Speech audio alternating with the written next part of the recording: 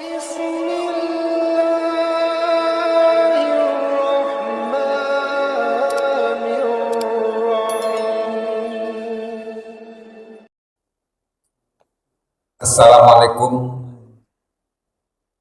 warahmatullahi wabarakatuh.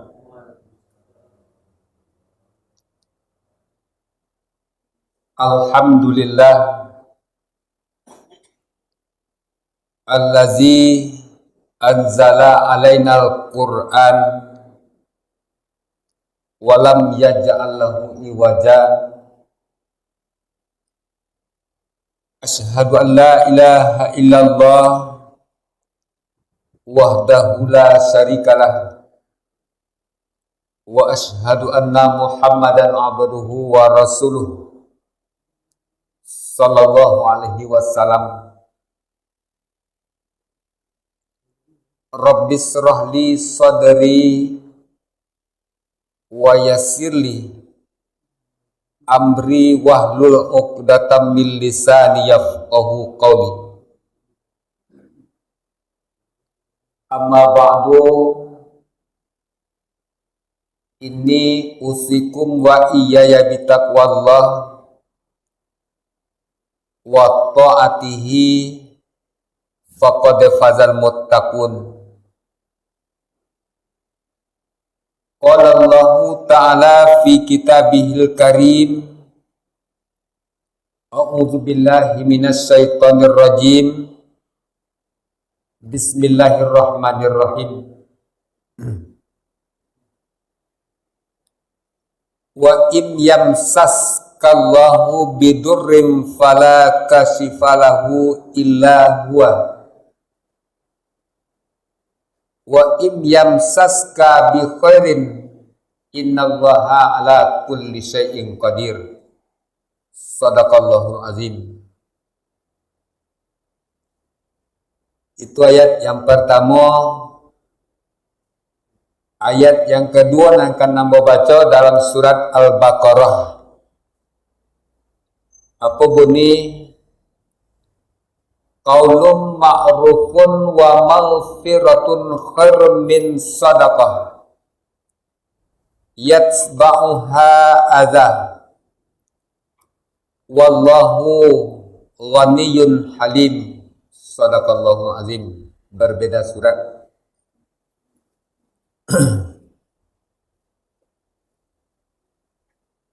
Pertama-tama yang sama-sama kita hormati Bapak Ustadz kita yang selalu menyampaikan, mendakwakan Al-Quran dan sunnah kepada pribadi kita masing-masing. Setiap Senin malam kita tetap mengadakan disebut pertemuan di dalam majelis ilmu sesuai dengan tuntutan Nabi, sesuai dengan instruksi Nabi, utlubul ilma minal mahdi ilal lahdi, kata Nabi. Itu merupakan instruksi kepada pribadi awak.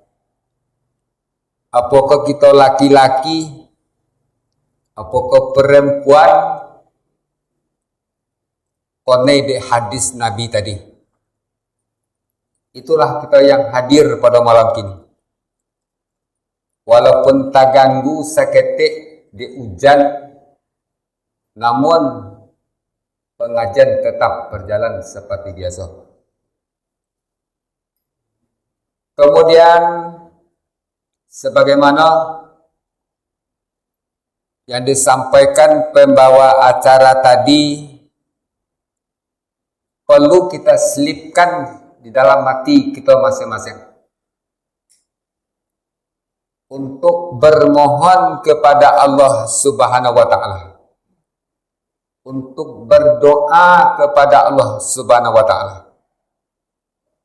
Sebab tugas kita, Allah tadi maha kaya, maha berkuasa, bersifat maha, saudara. Kalau kita bersifat miskin, bersifat kekurangan, diwajib berdoa kepada Allah. Apa yang kita doakan? Yang pertama, semoga Bapak Ustadz diberi kesehatan oleh Allah, diberi umur yang panjang,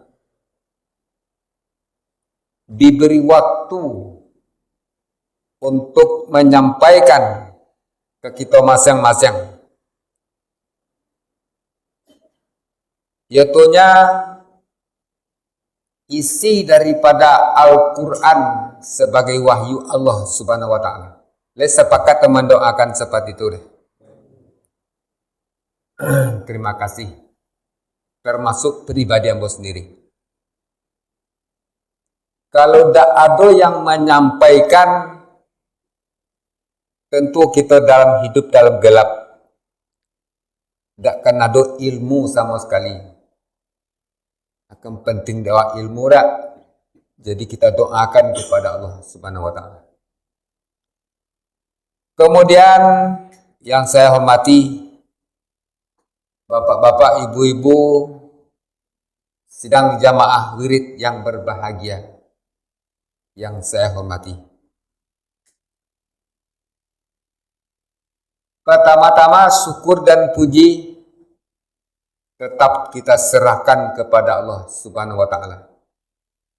Dalam situasi, dalam kondisi bagaimanapun, namun kita tetap bersyukur kepada Allah Subhanahu wa ta'ala. Masih diberi umur, bisa memperbaiki diri masing-masing. Masih diberi kesehatan, bisa beraktivitas, masih diberi kesempatan dapat hadir dalam ruangan majelis ilmu seperti yang tengah kita adakan malam ini. Kemudian salawat beserta salam kita tujukan kepada Nabi kita, Nabi yang paling terakhir, yaitunya Nabi besar Muhammad Sallallahu Alaihi Wasallam, yang disebut dengan Habibullah, seorang Nabi yang paling terakhir, la Nabi ya ba'dah, tidak ada Nabi sesudah Nabi Muhammad. Itulah kekasih Allah yang paling disayangi oleh Allah Subhanahu wa ta'ala. Itu sebabnya kita selalu bersolawat.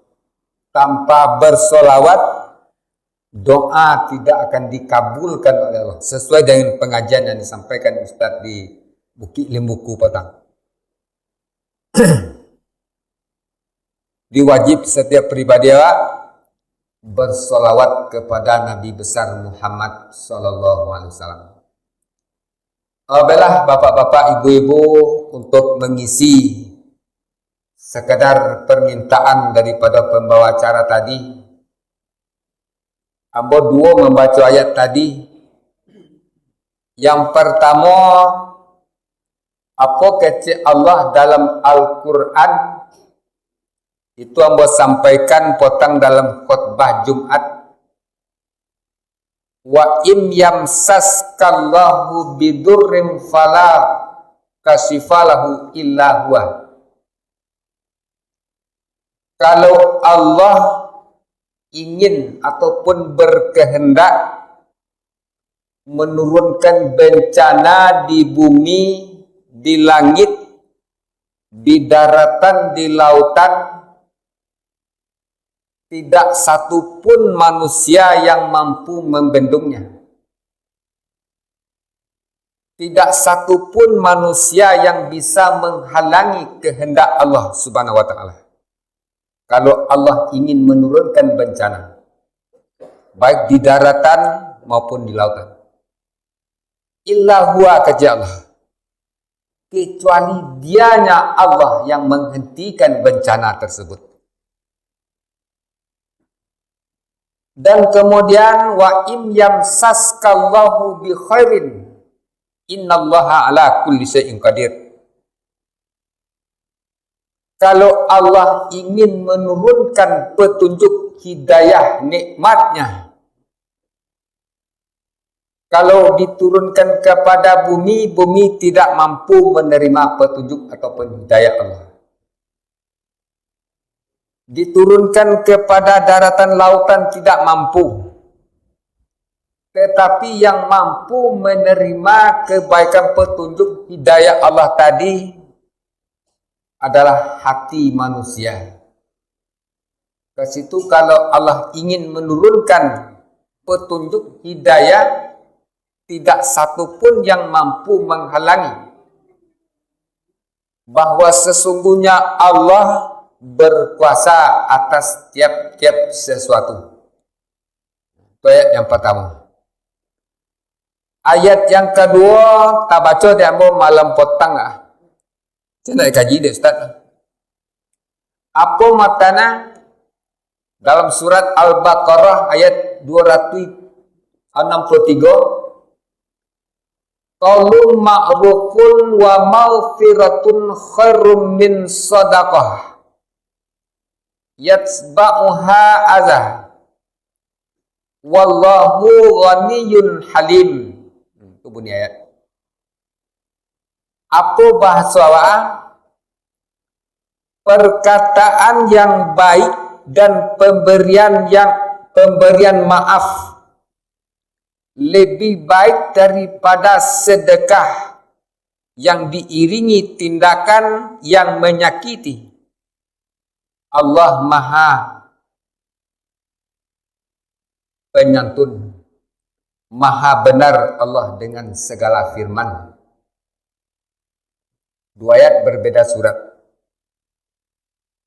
Ayat yang pertama tadi, kalau Allah ingin menurunkan bencana, apa yang kita anggap bencana? Kok seperti kejadian di Aceh seperti tahun 2004 kalau tidak salah. Dalam satu saat, ribuan manusia bisa menghembuskan napas yang paling terakhir. Itu yang kita katakan bencana. Kok kita calik pada saat-saat yang dokik petang, kan sama-sama nonton tak? Di HP, banyak nonton di HP gini. Terjadi peperangan di Timur Tengah antara Israel dengan Iran. Dan kemudian ikut serta negara dikuasa namanya juga Amerika. Kalau dicolik, didongeng-dongeng di awak, alat manusia kini satu alat jadi dilepaskan di suatu pemerintahan ataupun negara bisa hancur dunia kok deh. Terjadi kiamat. Bagi Cik Sam tadi, tinggal memetik aja lah, tinggal mati aja lah. Siapa yang mampu menghentikan itu sesuai dengan ayat? Apa kata-kata orang pakar-pakar apa? Siapa yang akan menghentikan peristiwa yang menggemparkan negara? Dan nampak di manusia. Tak baca dia apa ayat tu? Illa huwa kata Allah. Kecuali dianya Allah subhanahu wa ta'ala. Harus kembali kepada Allah. Allah lah yang menggerakkan hati manusia tadi untuk menghentikan. Kalau tak di Allah yang berkehendak, entahlah sama datang dunia. Itu kan canggih alat manusia kini bapak-bapak dan ibu-ibu. Tak sulit-sulit menjadi kiamat dia. Takkan pincik alat manusia hancur bumi kau dek. Tetapi Allah belum berkehendak.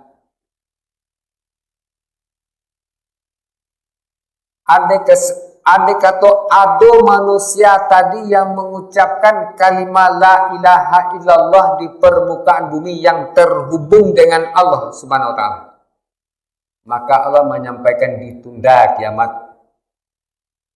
Kan Allah yang menghentikan dia, tak manusia, tak bisa dia manusia.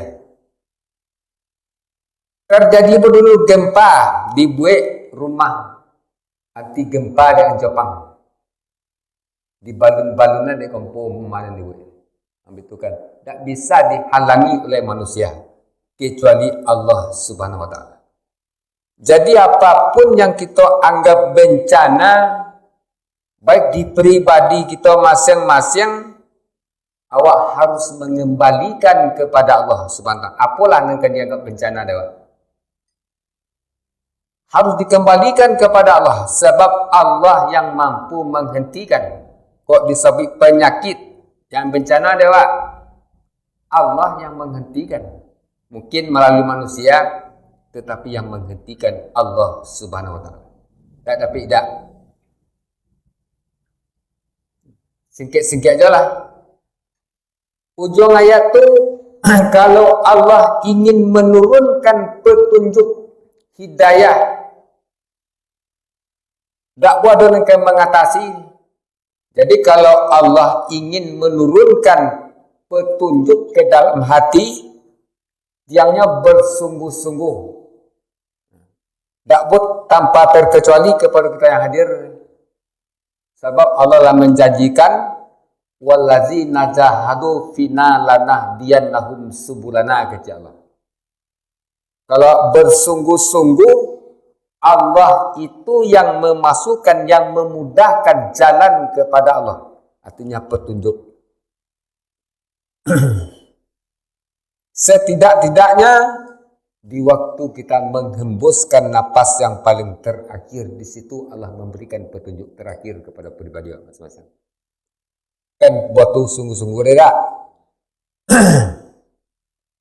Ia boleh dituntut bersungguh-sungguh mempelajari Al-Quranul Karim. Tak ada jalan lain untuk mencapai keselamatan dunia, apalagi keselamatan yang kekal abadi nanti, hidup di dunia sementara.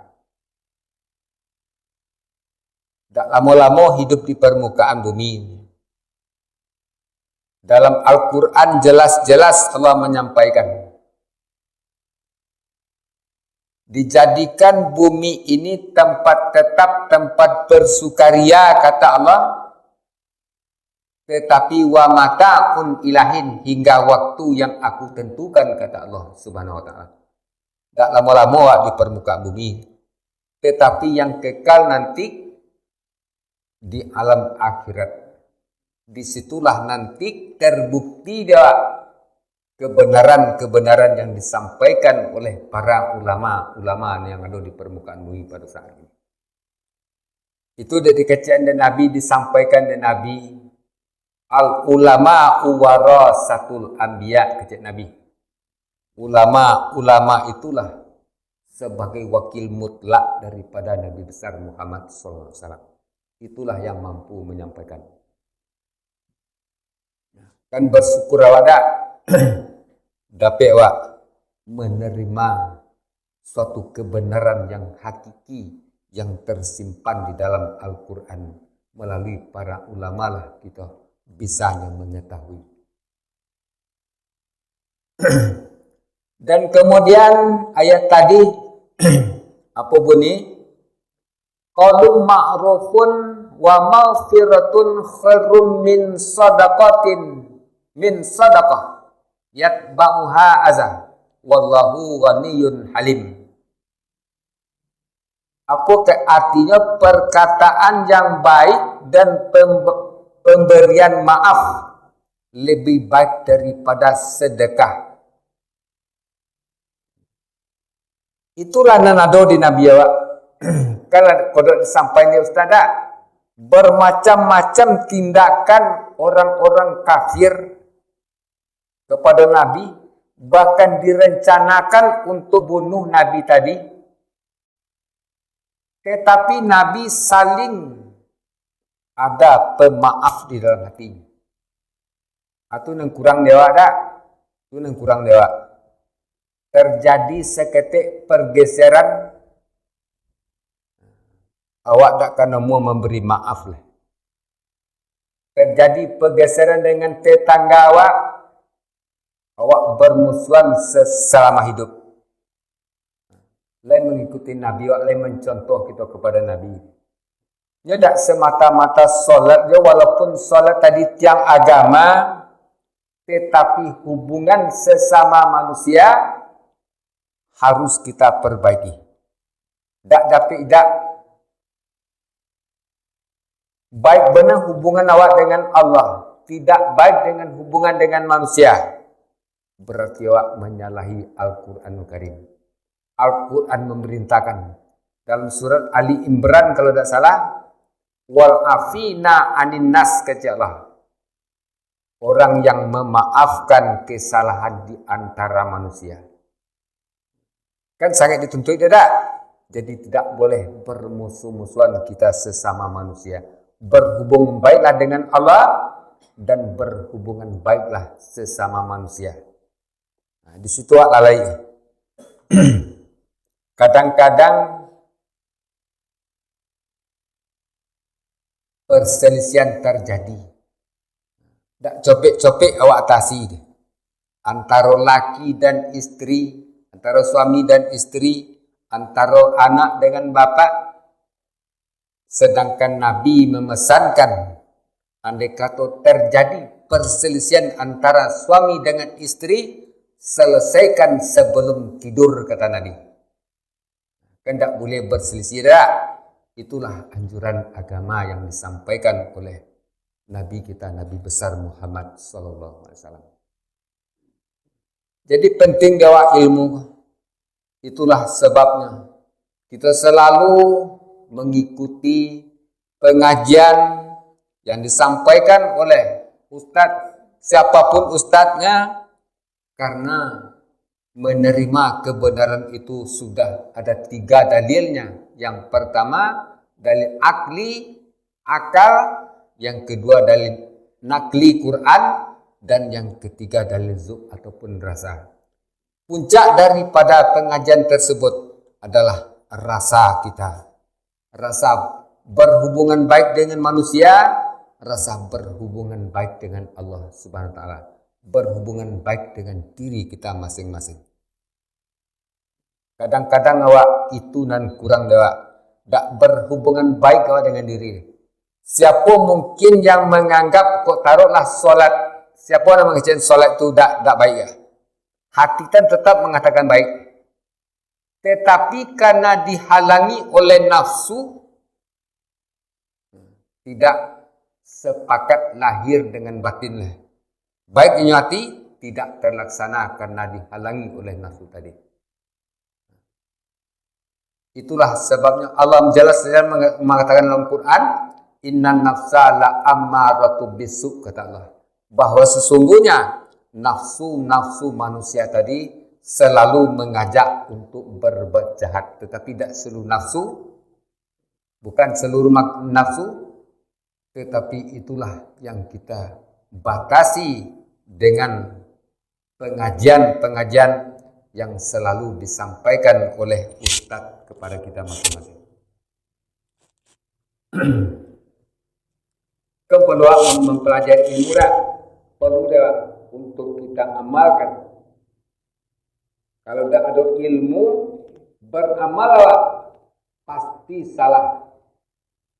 Sesuai yang disampaikan oleh Bapak Buya, yang pertama kali ilmu secara benar, dan kemudian pahami dengan benar, kemudian baru bisa diamalkan secara benar, dan terakhir baru didakwakan secara benar Al-Quran dan Sunnah tadi. Tak mudah bapak-bapak ibu-ibu untuk menyampaikan ayat-ayat suci Al-Quran. Tak mudah, sulit. Butuh petunjuk dan butuh hidayah daripada Allah Subhanahu wa taala. Disyukur kepada Allah Subhanahu wa taala kita masih diberi kesehatan, masih diberi kesempatan untuk mempelajari ayat-ayat suci Al-Quran melalui perantaraan Bapak Ustadz kita yang selalu mendampingi kita dalam majelis ilmu seperti yang kita adakan pada saat. Nah, Bapak-bapak, Ibu-ibu, sidang jamaah wirid yang berbahagia, mungkin itu sekedar mengisi karena waktu kita sudah terlalu atau izin dari tadi. Nah, mungkin sampai di situ sekedar permintaan pembacara tadi. Jadi daripada mau pribadi, ambo akhiri, andai kata ada salah, ambo minta maaf dan ambo tutup dengan wabillahi taufiq wal hidayah. Wassalamualaikum warahmatullahi wabarakatuh.